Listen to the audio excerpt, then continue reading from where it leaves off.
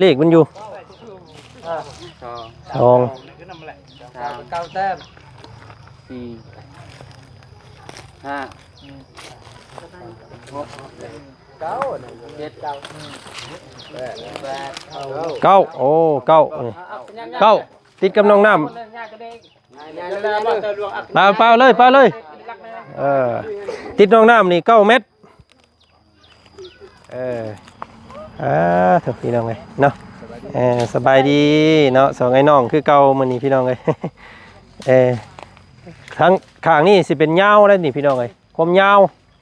ว้าผู้ลงหดน้องผู้นี่เนาะเตียง6 ล้านเนาะพอกับเพิ่มบีบัวเหลืออีกค่อย4เนาะของบ่บุญ4เพราะว่ายังเหลืออยู่ 4,000ไปเนาะถามว่าพอ10พอดีเป็น20เนาะสรุปกันแล้วพอดีเป็น20 ล้านพอดีบาทนี่พี่น้องเลยอันคือว่าเมื่อกี้นี่เพิ่นหักค่าธรรมเนียมเท่าใดก็เนาะ 10% บ่10% มูลค่าของดินเนาะถือว่าเป็นเงินกับล้านกับ8ทางน้องไม้น้องทายก่อนเนาะให้เพิ่นยืนต่อให้ทางเจ้าของดินเด้อน้องเด้อเอาลูกหลานลงมือเอาพี่น้องเนาะ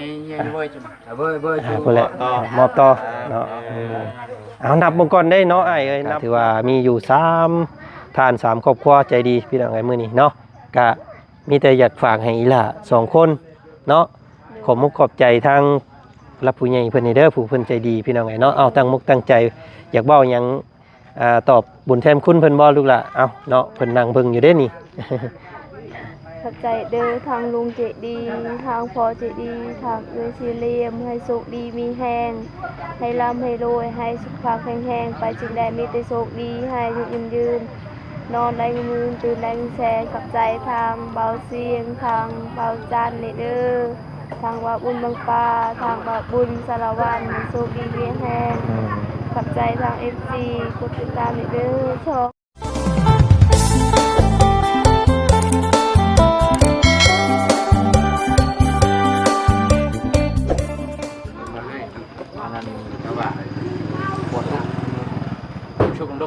trên bảo nổi còn là tí do tao rồi nàyเนาะกะต่อจาก EP ก่อนพี่น้องไงเนาะตอนนี้ทางในบ้านใหญ่เพิ่นก็มาคบกันเรียบร้อยเนาะก็มาแปะโปรตีนลายมือบัดนี้พี่น้องเลยเนาะบันทึก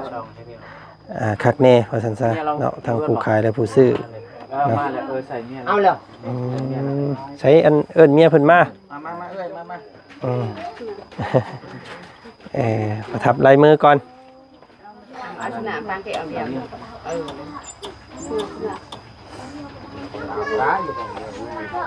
ครับ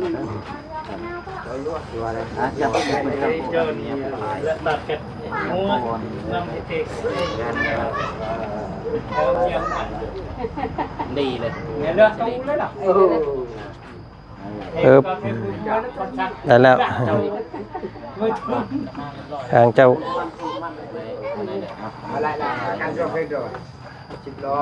จับโปะพยานหลายคู่หลายคนคักอีนี่เนาะเวัดเรียบร้อยแล้วป่ะยังบ่ทันได้ไปวัดเบิ่งเดี๋ยวจังพากันไปย่างเบิ่ง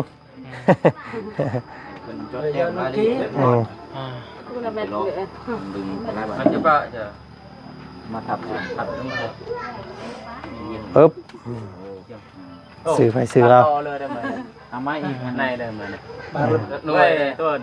ไหนดิไม่เช่นนอนจุดเลยยอมเขียนบ่เป็นบาทนี่พี่น้องเลยเขียนชื่อเราเลยให้เราโป้เราทับเอากินแล้วก็เจ๊ไหนเอาเนี่ยทำรูปดีนะ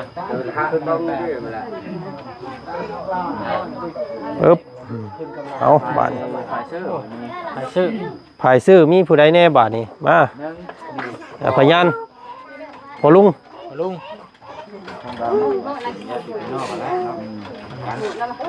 จำดู นี่ตัวนี้อะไรกัน ก็เต็ดบ่ มันแย่เลยแย่ใจอยู่ มันก็เขานี่คือได้ จำได้เลยบ่เอากินหัวลงโตแดงจึงครึ่งเนาะ จะคล้องไปกันเนาะต้องตัวโตนี่เอาอันนี้มาแห้วก็ได้เนาะมายานมาแห้วก็ได้ลายมันจริง100%เลยเนาะพอแท็กชั่นจะกันบ่เจ้าคนนึงน้องพอเต็มนั่นก็ได้คนน่ะก็ได้จำมาได้เอ้าพูดมาเนาะเดี๋ยว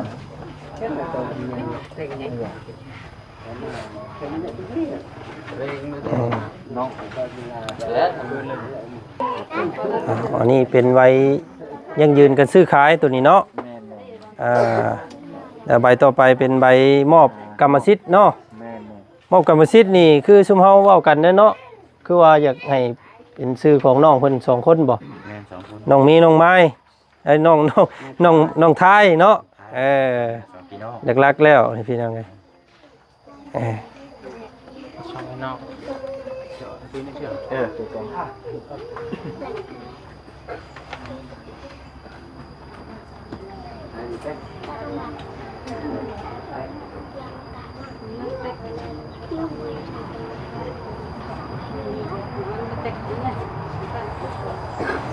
เพิ่นเขียนรายละเอียดก่อน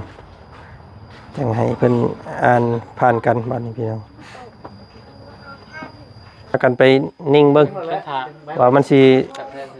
อันนี้ให้เพิ่นเขียนท่าก็ได้เพราะว่าปั๊มบ่ได้เด้เพราะว่าต้องแทกแล้วเขียนลงในหันแม่นเพราะว่ามันขนาดเท่าใดถ้าบ่แทกเลยมันก็จดบ่ได้เด้นี่พี่น้องเอ้ยเอาไปเอาย่างไปนำแล้วเลยเบากะไม่ใช่ค่ะอย่าจดเลยเนาะแล้วจังมาเบิ่งอีกรอบ2มาลูกหลานไปเบิ่งน้ำกันไปมาวัดมาแทกเบิ่งพี่น้องเลยเด้อสบายดีทางอ้ายเนาะอ้ายยังก็ลืมชื่อแล้วเลยไอ้ฮักหัวใจน้องนี่อีลาเนาะ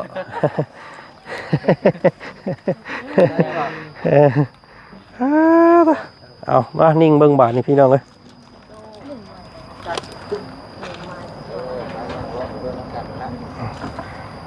เบิ่งเนาะข้างนี่ติดกับน้องน้ำติดกับดินน้องน้ำตัวนี้พี่น้องเลย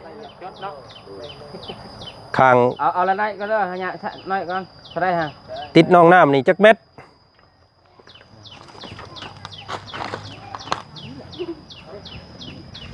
จะได้นับมัดเลยนับจะพูดบุ้งเลยเอาเป็นเม็ดนะบอกมันมีเลขมันอยู่2 9 แต้ม4 5 6 9 7 9โอ้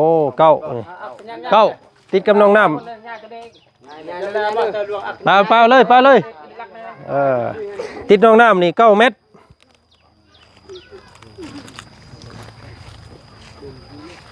ว้าโถทุลักทุเลร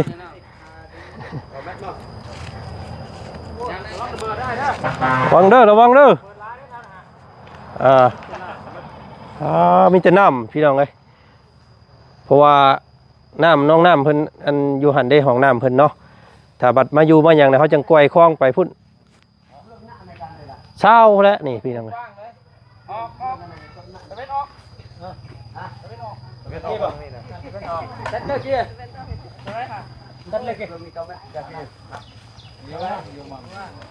แต่เป็นออกเสียงใต้บาทนี่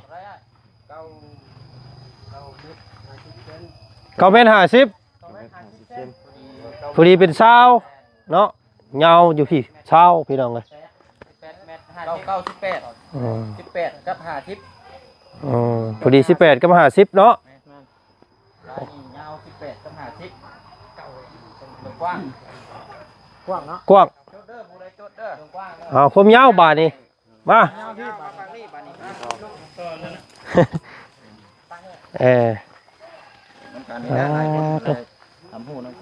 เขียนเบิ้ง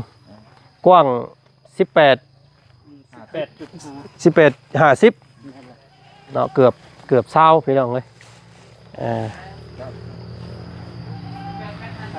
อันนี้เด้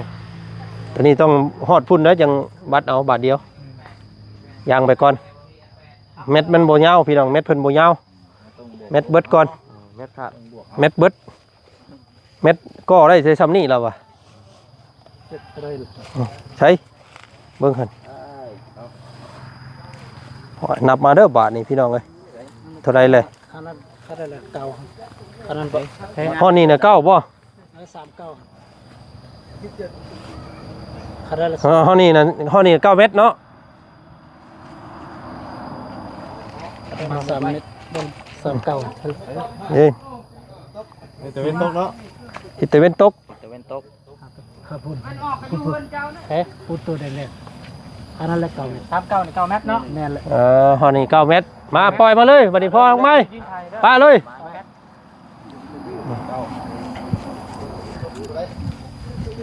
ตัวนี้ยังเรียกไง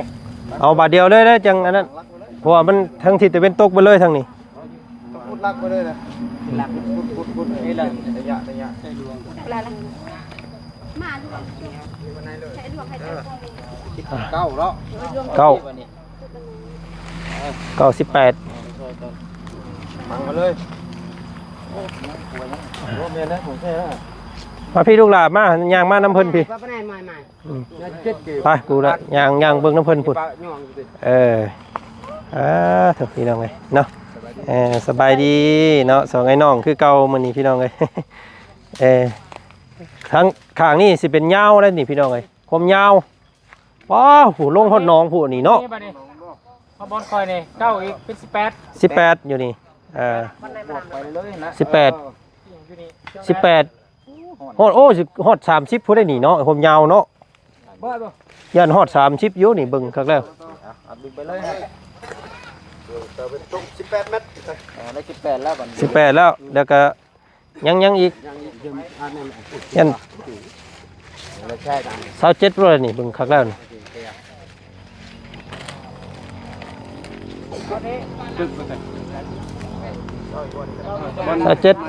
27 ตีไป28โลดผู้ให้มันฮอดชุดนี่ ตาเครียดบ่ได้เดี๋ยวบอก ทิศตะเวนตกนี่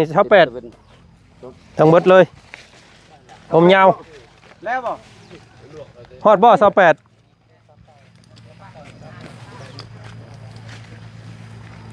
ผมยาวตีเป็นล่วงยาวบาทเดียวเลย28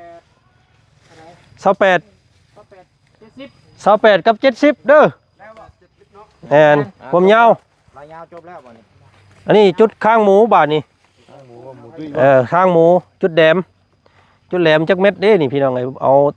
คานี่ก่อนฮอดบ่เก่าเนาะจุดแหลม แตกไปเอ้ยปุ๊บเรียบร้อย ตะเรงยังดิยังอยู่ดียัง เท่าไร อันนี้ต้องฟังเนี่ยเนาะ โดย ต้องให้พ่อน้องไม้เอาลักใหญ่ๆมาตุบใส่รถ ตุบรถพร 10บ่ มันเป็นหัวมุม 10 เมตร 40ทิศทิศเหนือเพิ่นเอิ้นทิศเหนือ จะเป็นตายเดี๋ยวจะเป็น ทิศเหนือเพิ่นเอิ้นทิศเหนือทิศเหนือนี่อัน10 เมตรโอ้ข้างหมูก็บ่ได้น้อยๆได้นี่พี่น้องเอ้ยเนาะ10 เมตรกว่าเลยจุดข้างหมูนี่ก็บ่แม่นธรรมดาเด้นี่ทั้งพี่ก็สิซ้ำกันกับตัวนั่นแหละพี่น้องให้เบิ่ง ว่ามันโค้งได้นี่นะ เนาะแล้วจบแล้วแต้มเอาเด้อ ทิศตะเวนออกเฉียงเหนือบาดนี่อันนี้ทิศเหนือทิศตะเวนออกเฉียงเหนือ10 เมตร 70 นี่จะรู้นะลูกนะ เดี๋ยวแล้วปล่อยไปอีกโตอย่างไรเนาะเป็นภาพบรรยากาศที่แสนดีใจน้ำน้องเพิ่นเนาะตอนนี้ต้องมาฟังที่ ปึ๊บเอาบัตรเบิ่งก่อนเดี๋ยวจังให้เพิ่นมานั่นน้ำหลังปึ๊บ เฮ้ย 18อยู่นี่ มาเลย มาเลยบาทนี่18ขอชี้ยืนอยู่นี่18 นี่เดินทางตะเวนขึ้นบ่ ตะเวนทิศตะเวนออกเฉียงเหนืออยู่นี่เลยปุ๊บ927โดยเห็นแล้วแม่นปุ๊บ โต ได้ละเมื่อกี้18แล้ว 18 27 เดี๋ยว27 27 9 อ่า 80เส้น ทางนี้29 80 80 ทิศตะเวนออก เดี๋ยวไปนอก จบบริบูรณ์ จบบ่นี้ มามือ 29 80โอเคครบบาทนี้ เข้ากันไหมเนาะ แม่นบวก ได้เหมือนในเนาะมือเนาะ บวกลบเข้ากันเป็นจักไร่พี่น้องเลยเป็นจักเฮกตาร์เพิ่นว่าเนาะคูณกันมาเลย เอาแต่ละข้างมาคูณกันมันถือสิออกแล้วแหละ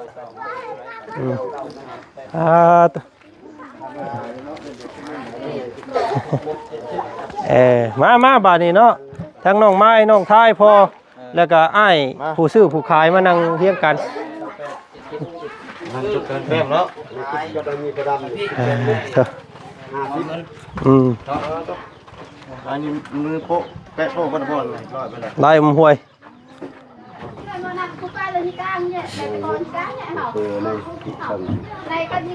มาทั้งพี่ชงเฮาน่ะมันจังแจ้งให้น้องเพิ่นอยู่ทั้งนั้นสิน้องมันจังแจ้งคนลายเป็นพิเศษมันนี่พี่น้อง ครบนะพยานเนาะพยานผู้นอกพยานในพยานคือพยานซื้อพยานขายครบกันเบิดนี่แหละมันจึงถูกต้องพยานมันยากเจ้าไปซื้อกัน2คนไปค่อยบ่จักนำว่าซั่นติยากอีกแล้วเนาะผิดกันพูดข้องดินผิดกันแล้วต้องทำหูน้องกันด้วยกันเลย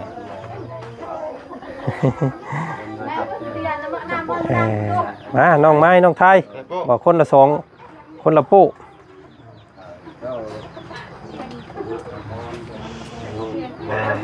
ออกชื่อน้อง2คนเพราะว่าอนาคตวันข้างหน้าเนาะมันสิบ่ได้ยุ่งยาก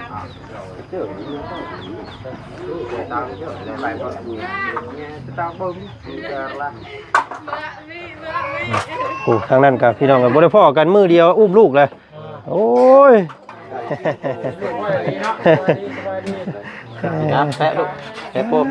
ไปโป้ลูกละเอาน้องไม้ก่อนเป็นเอื้อยปึ๊บน้องท้ายบัดนี้ลูกละปึ๊บเอาเบื้องขวาเคยข้างซ้ายป่ะใช่ก็ได้บ่เป็นยังต้องขวยที่แปะได้เบื้องใดก็ได้ปึ๊บโอ้เรียบร้อยคูณเอาบ่นี่กวงยาวเท่าไรบาทเนี่ยเขียนใช่เนาะตะกี้เนี่ยบ่เจียวตะกี้เนี่ยมีแม่ตะกี้ครับเบิ่งเนาะมันตกสินเท่าไรชาก็ล่ะเบื้องติดน้องน้ำนี่ตะเวนออกเฉียงใต้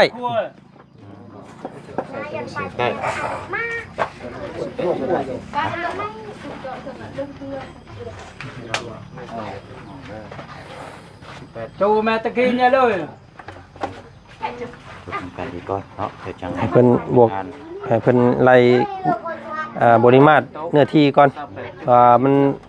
ถึกเท่าไรพี่น้องทั้งเบิดทั้งมวลความพื้นที่เนาะพื้นที่ทั้งหมดสิออกเท่าไรก็รอรุ่นเบิ่งมื้ออื่นหวยรัฐบาลไทยพี่น้องเอ้ยบวกลบคูณหารเบิ่งได้ก็ชื่อไว้นี่แหละเนาะคมกว้างคมผู้ตีเป็นเลขก็ได้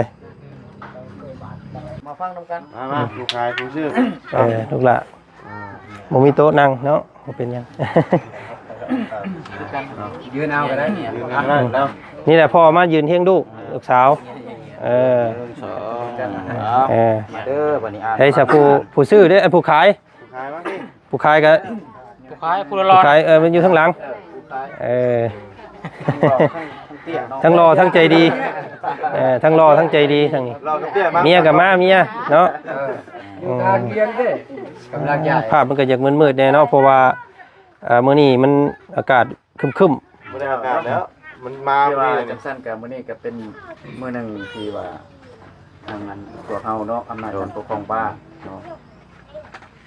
อีกแต่ว่าเขามาร่วมในการอัน สื่อขายเนาะ ซื้อขายดินให้น้องไม้น้องพาย ๆโดย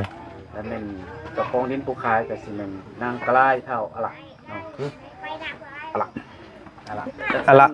พระเจ้าขออ่านย่อๆเนาะใบยังยืนการซื้อขายดินในบ้านจักรีพีนเมืองเสโปนแขวงสวรรณเขตและรอหน้าพยาน3คนที่มีรายชื่อดังนี้1ถาวรอายุ32 ปีสัญชาติลาวอาชีพประชาชนบ้านอยู่ปัจจุบันก็จักรีพีน2ถาวโนอายุ45 ปีสัญชาติลาวอาชีพประชาชนบ้านอยู่กับบ้านจักรีพีน3ถาวเวียงอายุ37 ปีอาชีพสัญชาติลาวอาชีพประชาชนปัจจุบันอยู่บ้านจักรีพีนข้าพเจ้าท้าวอะละนางกลายอายุ39 ปีสัญชาติลาวอาชีพประชาชนอยู่หน่วย8บ้านจักรีพีนเมืองเสโปนแขวงสวรรณเขตได้ตกลงเห็นดีขายดิน1 ตอนซึ่งมีเนื้อที่ทั้งหมดเนาะตัวนี้เฮายังบ่ทันได้กี่ไร่เนาะ โดย หรือว่ากี่ไร่กำลังก็ได้เนาะ และมันสำคัญอยู่มันขอบข้างหั่นแหละ รวงกว้างของดินนี่ 18.50 ซนติเมตรหรือว่าเส้นเนาะรวงยาว 29.80 ซนติเมตรทิศเหนือติดกับดินของท่าเอาหดรวงกว้าง 29.80 เมตรทิศใต้ติดกับดินของท่าอะละรวงกว้าง 10.70 เมตรทิศตะวันออกติดกับดินท่าอากระรวงกว้าง 18.50 เมตรตะวันตกติดกับดินของท่าอากระถือว่าท่าอากระนี่ถือว่าดินของเปิ่นติดจอดมี2ข้างหรือว่า2ด้านเนาะรวงกว้างก็28.70 ซนติเมตรออกสื่อเท่าอะละนางกลายคายให้แก่นางไม้นางคายอายุ11 ปีสัญชาติลาวอาชีพประชาชนปัจจุบันอยู่บ้านจักรีพีนเมืองเสโปนแขวงสวรรณเขตเป็นจำนวนเงิน18 ล้านกีบจ่ายแล้ว18 ล้านกีบยังขาดบ่มีจักกีบเนาะและให้ตื่นนี่ผมเนาะอายุอันผู้ซื้อดินนั่นนะ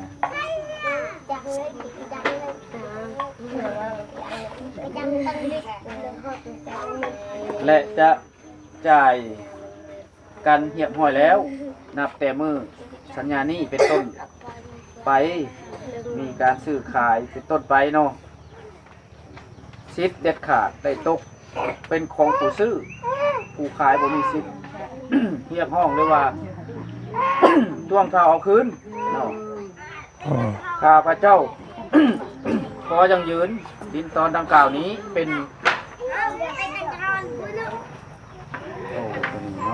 ผู้ขายบ่มีสิทธิ์เรียกห้องคืนแต่ประการใดๆข้าพระเจ้าขอยังยืนว่าดินตอนดังกล่าวนี้เป็นของข้าพระเจ้าหากมีการยุ่งยากเกิดขึ้นภายหลังข้าพระเจ้าจะรับผิดชอบต่อระเบียบกฎหมายของบ้านเมืองทุกๆประการหากมีการท่วงเท้าเอาคืนอันนี้แหละหมายคำว่าจังซี่เนาะในเมื่อว่าเท้าอะละเนาะ โดย อะละนางกลายและคือวันที่15 เดือน 6 2025นี้เป็นต้นไปหมายคำว่าเจ้าได้ขายให้น้องไม้เลยน้องขายแล้วหากว่ามีพี่น้องหรือว่าบุคคลอื่นๆมาทวงเท้าเอาดินดังกล่าวตัวที่ว่าเจ้าขายนี้เจ้าจะได้รับผิดชอบต่อหน้ากฎหมายของบ้านเมืองทุกๆประการเนาะถ้าว่ามีคนอื่นมาทวงเท้าถ้าว่ามีคนอื่นมาทวงเท้าคือว่าดินตอนดังกล่าวนี้เนี่ยตกเป็นกรรมสิทธิ์ของน้องไม้เลยน้องชายเป็นต้นไปเนาะน้องชาย หนังสือฉบับนี้ได้อ่านให้แก่สองฝ่ายเป็นที่เข้าใจแล้วจึงได้พร้อมกันลงลายเซ็นไว้เพื่อเป็นหลักฐานยังยืนว่าแม่นลายเส้นของผู้ซื้อและผู้ขายพร้อมด้วยพยานที่ได้มีลายเซ็นอยู่นี่แท้ที่บ้านจักรีพีนวันที่15 เดือน 6 2025และอยู่ในนี้ก็มีลายเส้นผู้ขายเนาะและลายเส้นผู้ซื้อผู้ขายนี่ก็สิแม่นเท่าอะล่ะลายเส้นผู้ซื้อก็แม่นน้องไม้เนาะลายเส้นพยานฝ่ายขายนี่มีเท่าอาละนางกลายเท่าเวียงตัวนี้เป็นน้ำเบื้องเจ้าขายดินหรือว่ามื้อหน้ามื้อในนี่เจ้า3 คนหรือว่าได้เป็นพยานได้ถ้าว่ามีผู้อื่นมาท่วงข้าวคืนว่าข้าวอะละบ่ได้ขายนะลายเส้นพยานฝ่ายซื้อมีเท่าทองดำเท่าท้วนเท่าพรแล้วก็มีหัวหน่วยเส้นคณะภาษีบ้านเส้นและในบ้านยังยืนเนาะคือว่าในบ้านนี่สิมันสิเป็นจำการน้ำหลังเนาะสั้นคือว่าใบยังยืนการซื้อขายดินเนาะคือว่าวัดจำนี่แหละและยังบ่มีบ่อนไหนเข้าใจถามคืนทางฝ่ายซื้อเข้าใจฝ่ายขายเด้บ่อนเข้าใจแล้วเนาะคำว่าเข้าใจแล้วเลยคนมาเบิ่งแล้วนี่รักเด้อรักสิหลังจากนี้เป็นต้นไปเลยมันรู้มาเลยพวกเจ้าต้องหาลักคูณมาฟังเนาะมาฟังไว้เลยยุ่นหันเลยบ่ให้ยับบ่ง่ายเลยหลังจากเจ้าคล้ายมือนี้แล้วมันอื่นมากเลยเจ้าไปขอรักยับเข่าบ่ได้เลยบัดเวลาคอยมากวดคือมันบ่ถือกับตัวแท้คือว่าเจ้าเป็นคนผิดเลยต้องให้มันซ้ำเก่าซ้ำเก่าเนาะอันนี้หมายความว่าใบจะมีการซื้อขายดินเนาะที่ก็ที่ลักที่สำคัญตอนนี้เมื่อมันสำเร็จแล้วมันจบเลยจองเล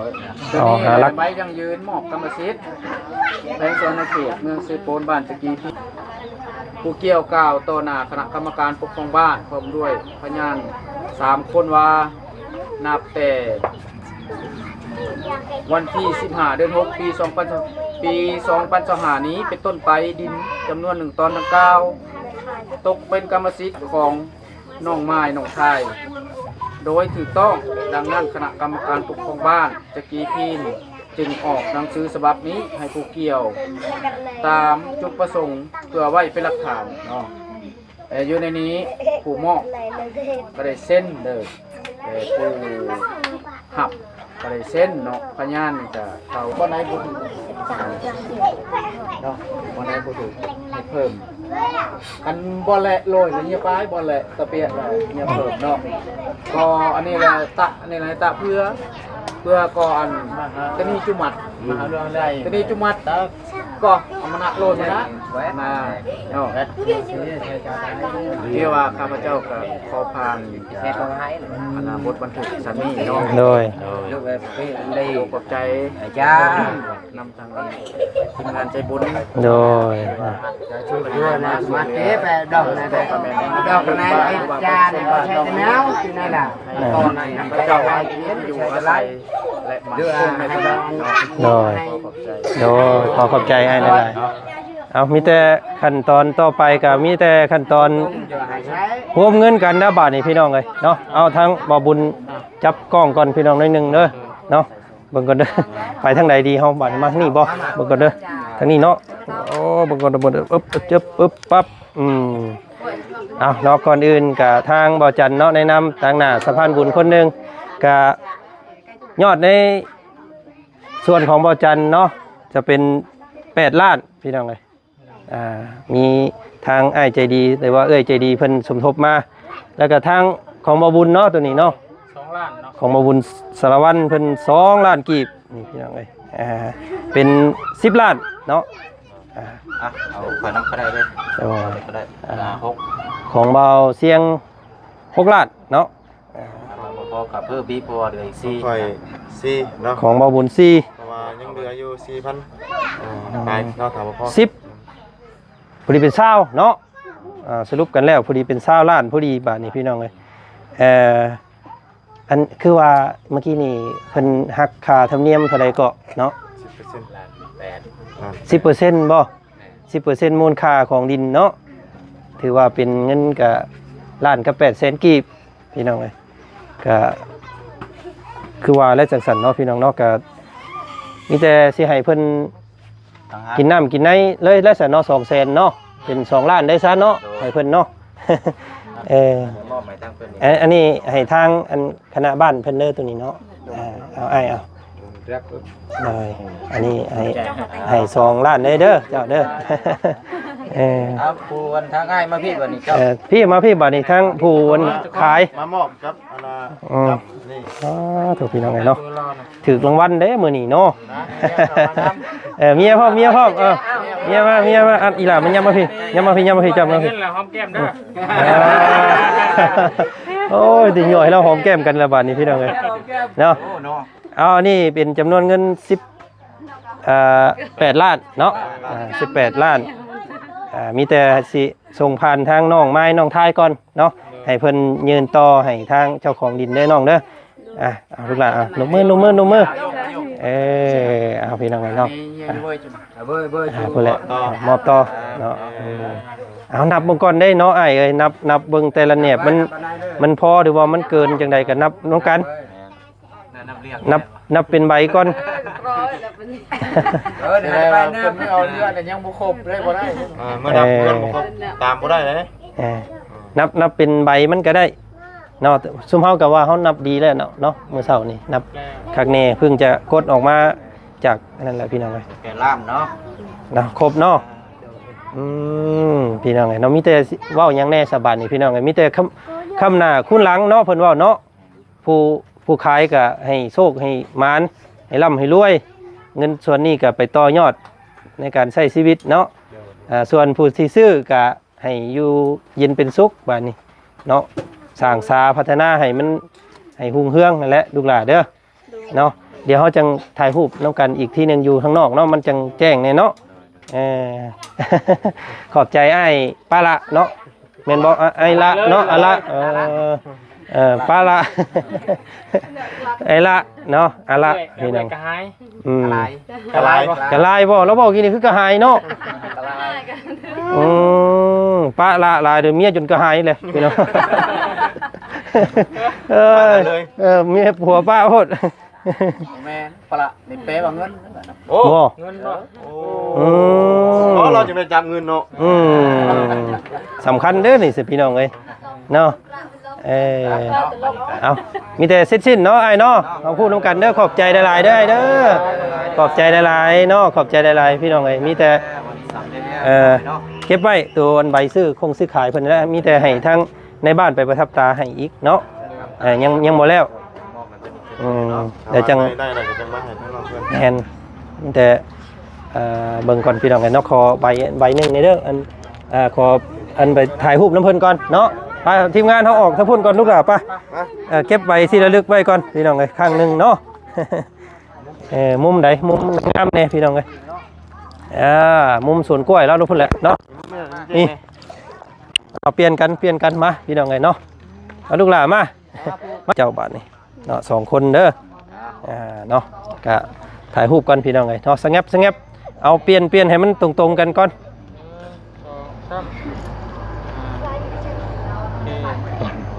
เรียบร้อยเนาะใส่ฝ่าฝนชนทากับมาบาทนี้เนาะเอาตอนแรกเนาะมีแต่ว่าฝนมาแล้วพี่น้องเดียวจะให้ทางน้องๆเพิ่นลงมือฝากมุกขอบใจทางใหญ่ก่อนเนาะเอกสารได้ก่อนเอาเอกสารเอาเก็บเอกสารก่อนก็ได้มุกขอบใจได้เด้อเอาลูกอันอ้ายให้ผักอ้ายเพิ่นไปให้ในบ้านเพิ่นนั่นก่อนพี่น้องเลยเอาทางบ่เสียงก่อนบ่เอาบ่เสียงให้น้องเพิ่นขอมุกขอบใจก่อนก็ได้ทีละคนเพิ่นรีบ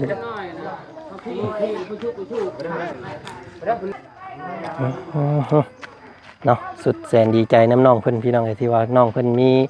มื้อนี้ได้เนาะทางบาจันก็ในนามที่ว่าเป็นแสงเปิดทางให้น้องเพิ่นก็โอ้ยตื่นตันใจหลายเนาะน้องเนาะดีใจบ่น้องดีใจบ่ดีใจแห้งเนาะถ้าดีใจ ซุมเจ้าต้องเฮ็ดให้ดินแห่งนี้มันสะอาดแล้วก็มันงามเด้อบัดนี้เด้อ โดย มาแปลงมาปัดมาเกลี่ยมาเฮ็ดให้มันงามขึ้นไปอีกเนาะ โดย พี่น้องไงดีใจนำเด้อเนาะเอาพี่น้องไงเนาะสำหรับทางช่องของว่าวจันทร์ก็มีอยู่3ท่านพี่น้องไงที่เพิ่นสมทบงบประมาณในการซื้อที่ของน้องเพิ่นเข้ามาเนาะผู้ที่1เด้อลูกหลานเด้อพังซื้อพังเสียงเพิ่นไว้เด้อทางอ้ายเนาะหรือว่าชุมเจ้าเอิ้นเพิ่นลุงเด้อเนาะลุงใจดีเพิ่นอยู่ทางฝั่งต่างประเทศเพิ่นแหละพร้อมครอบครัวเพิ่นเนาะเพิ่นบ่ประสงค์ออกนามเพิ่นสมทบมา 6,000 บาทพี่น้องเอ้ยแล้วก็ผู้ที่2เนาะเป็นพี่ใจดีจากทางพูนพี่น้องเอ้ยอยู่ฝั่งไทยแต่ว่าเพิ่นไปเฮ็ดเวียกงานอยู่พูนทางประเทศผู้ใดพี่น้องเอ้ยเกาหลีเนาะแล้วก็ผู้ที่3นี่เป็นทางพี่เลี่ยมที่ว่ามอบเสื้อผ้าให้เจ้าในมือก่อนเป็นแก๊สหนึ่งอะไรเนาะ โดย ก็ถือว่ามีอยู่3ท่าน3ครอบครัวใจดีพี่น้องไอ้มื้อนี้เนาะก็มีแต่อยากฝากให้อีหล่า2คนเนาะขอมุกขอบใจทางรับผู้ใหญ่เพิ่นนี่เด้อผู้เพิ่นใจดีพี่น้องไอ้เนาะเอาตั้งมุกตั้งใจอยากเว้าหยังตอบบุญแทนคุณเพิ่นบ่ลูกล่ะเอาเนาะเพิ่นนั่งเบิ่งอยู่เด้นี่ ขอบใจเด้อทางลุงเจดีทางพ่อเจดีทางเอื้อยสี่เหลี่ยมให้สุขดีมีแฮงให้ร่ำให้รวยให้สุขภาพแข็งแรงไปจึงได้มีแต่โชคดีให้ยืนนอนได้เงินตื่นได้เงินแสนกับใจทางเบาเสียงทางเบาจันนี่เด้อทางว่าบุญบางปลาทางว่าบุญสารวันโชคดีมีแฮงกับใจทาง FC กดติดตามนี่เด้อช่องบาบุญนี่เด้อโชคดีมีแฮงนี่เด้อทางกับพวกเรานี่เด้อ เดี๋ยว ขอบใจดีนี่เด้อ เดี๋ยวเนาะเอาน้องทาย ขอบใจเด้อทางแม่ปลาเลี่ยมขอให้อยู่ดีมีแฮงให้ร่ำให้รวยไปใส่ไว้ให้สุขดีเด้อให้อายุมันยืนนอนได้เงินยืนตื่นได้เงินแสนเด้อสาธุ เอาพี่น้องไงเนาะตั้งมุกตั้งใจเป็นคนลูกคนมันเป็นคนผู้ผู้ดีเด้อเนาะอยากตอบแทนเพิ่นบ่ได้ยากเนาะบ่ต้องเพิ่นบ่ได้หวังหยังนำซุมเจ้าเด้อพี่น้องเอ้ยเพิ่นหวังแต่ซุมเจ้าเบิ่งแย่งครอบครัวฮักครอบครัวเนาะเพิ่นมักคนฮักครอบครัวลูกมันเด้อเคยหาหน่อไม้ก็บ่ให้ปะเนาะเพิ่นมักเพิ่นฮักซุมเจ้าในความแบบว่ากตัญญูผู้คุณในการเฮ็ดเวียกเฮ็ดงานซุมเจ้าต้องสานต่อเด้อลูกหลานเด้อเอาต่อยอดให้ซ้ำนี่แหละมื้อนี้ไปป้าก่อนบัดนี้เด้อเดี๋ยวสิมาอัปเดตเบิ่งมื้อหน้ามื้อในเนาะว่าสิได้เฮือนได้ซ่านหยังต่อบ่หรือว่าจังใดก็ติดตามเบิ่งชมอีกเนาะเพียงเนาะสำหรับมื้อนี้ทางบ่าวจันทร์ขอลาก่อนเนาะสบายดีสบายดีเด้อผู้ทางพ่อเพิ่นกับพี่น้องไงโอ้จะดีใจเนาะพ่อเนาะ โดย ดีใจหลายอยู่บ่มื้อนี้ ดีใจหลายได้ย้อนดูนั่นแหละว่า บอกขอบใจทางทีมงานทางงานใจดีหมดเงินสำหรับ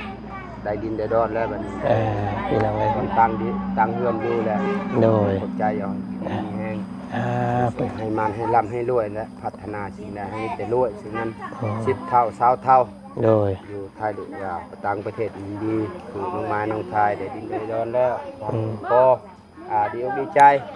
ทั้งทีมงานกับขอบอกขอบใจ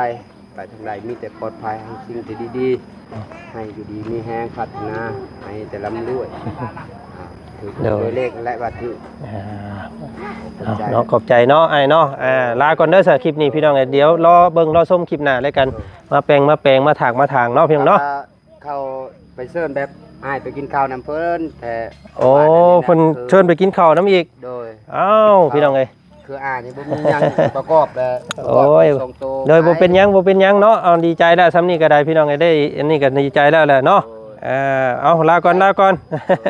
สบายดี